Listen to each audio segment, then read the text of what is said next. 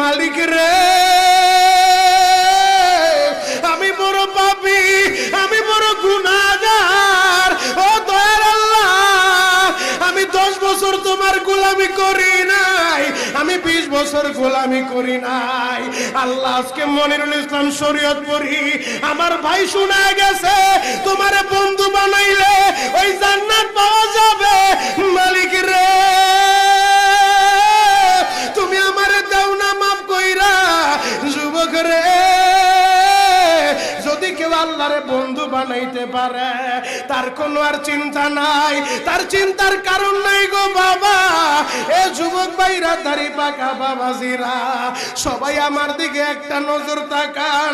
এই যে দেখেন আমি হাতের ভিতরে আহারে টিস্যু দিয়া কাফনের মতো একটা দৃশ্য বানায় ফেললাম। এমন একটা কাপড় আপনার শরীরে একদিন উঠে যাবে, আমার শরীরও একদিন উঠে যাবে। ও চেয়ারম্যান ভাইরা, ও মেম্বার ভাইরা, ও নেতা ভাইরা, ও আলেম ভাইরা, এখন কাঁদতে বলছি শুধু কাঁদবা। জীবনে কত জায়গায় আমরা গোসল করলাম।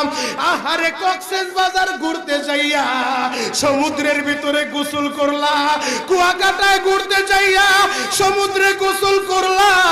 এই যে মাদ্রাসার পুকুরটা ভরাট করছে মসজিদের জন্য, বিশাল বড় ময়দান এখন হয়ে গেছে। এই পুকুরের ভিতরে কত মানুষ গোসল করছে, আবার পিছনে একটা বিরাট পুকুর হয়ে গেছে, ওই পুকুরে কত মানুষ গোসল করবে।